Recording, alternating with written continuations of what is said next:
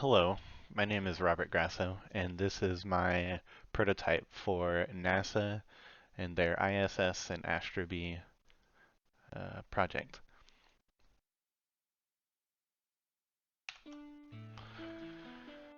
So, this was a project that consisted of about 20 different people, and there were several different teams. But I got to work on this one by myself, so I get to take credit for all the functionality that we see here. I am a game designer who thoroughly loves working, or enjoys, and loves, I guess, working in Unreal, and I do also enjoy using blueprints very much. So, um, this is my creation. The UI is made up of hexagons. I just wanted to use basic shapes to break up the UI into separate elements, and the center console on the bottom of the screen is just the main source of information. Um, Here we go. I also wanted to say I spent the 2 weeks working on this, and the first week was focused on interaction systems for Astrobe to fly around and interact with things. And the second week was used to create this scanning system. So I will demonstrate that now.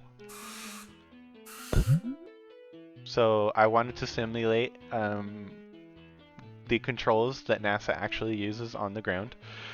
So we are using a keyboard, and I press enter to dock to recharge my batteries. So you see that I'm at 95% in the top right, and you press enter. Controls are locked at this moment, but my battery is fully charged, and if I press enter, I will have my controls back.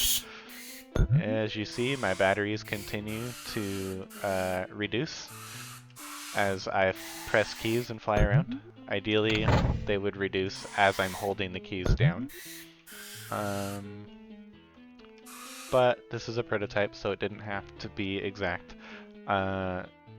So again, more of this interaction system. I have a tools icon in the top right also. So if you rotate, you will come over to this tool, you can come down to it and press enter. And not sure why it's not picking it up. Oh, I'm hitting slash. Yeah, there we go. There we go. So I got 10, and that means that that worked perfectly fine. So there is a battery here that we can pick up, and so the idea there was that you'd be able to pick it up and take it to maybe another station. That's not a complete system yet, but if you press enter, you'll pick it up, and then you can come this way and drop it, and then you will have dropped it, because I press enter twice. So the first enter picked it up, second one dropped it. And so now we have this tunnel, and this was to introduce the use of the onboard cameras. When I do this, the batteries will decrease, so I will go ahead and do that. But before I do that, I want to show you the scanner system. So technically this is something that can be used endlessly, but probably should also decrease the battery because it seems like a powerful tool. So yeah, so let me show you what it looks like on the inside of this really quick. When I come through this door, and if I go into first person and I hit the F key, you can see my battery decreasing in the top right. I will recharge before I go down the long hallway, but this is a way to like tell where things are through the wall. Let me recharge really quick. Okay, press enter again. Alright. And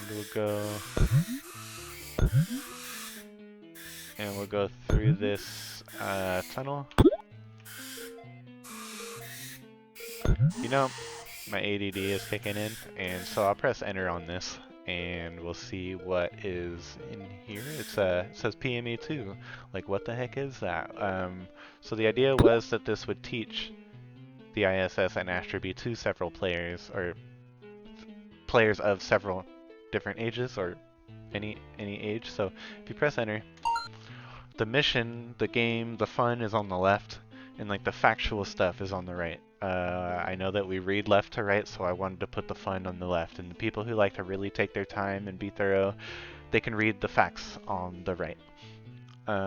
This says error, pressurized mating adapter is unable to accept cargo. So you have the option here to repair. There could be a close window button that would just hide the UI, but for this demo, we'll just click repair. So now I'm down 5 more tools. I was at 10 before, so yeah, I just want to there we go. There's some more tools down there.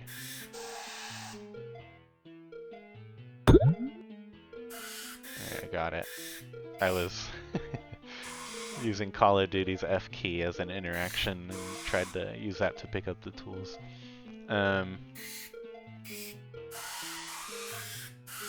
keep putting my right hand on the mouse, but this is all keyboard, so that's part of my problem. Oh, my battery is decreased. Alright, well, I'll just go to this.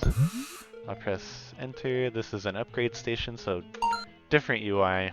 This is for more gauges and a better processor. Fan speeds for like higher movement speed. The processor would speed up the time it takes to finish tasks or repair things. Distance sensor is more of a cosmetic thing to know how far you are away from different surfaces. Air sensor was for like radiation or gas or anything like that. Temperature gauge if Asherby was to overheat. Those are things to be aware of, so you'd want to use tools to fix those things. Currently, the only thing that happens right now is there's 5 tools that it will cost to get your speedometer. And so when the speedometer is purchased, tools are deduced and the UI element for speed appears. And I will just go back to this mode to go and repair. So this is my project. The reason why I'm also recording this, I don't know if I said this is the 3rd time I've made this video, but we are transitioning over to Unity. It is not my choice, but I am also looking forward to learning this engine better. So we will be transitioning this whole project to Unity, and it will be a much more collaborative experience. So I will have a video for that later, with the final, at the end of this semester, what that looks like.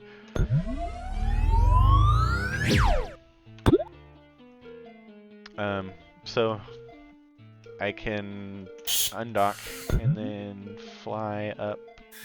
We'll fly through this tunnel one more time just for nostalgia, saying farewell to this project because it will get disassembled from this moment on as we dissect and figure out how we can put this into Unity. Thank you for watching, and I will have a video up for the end result for Unity by the end of the semester. Bye.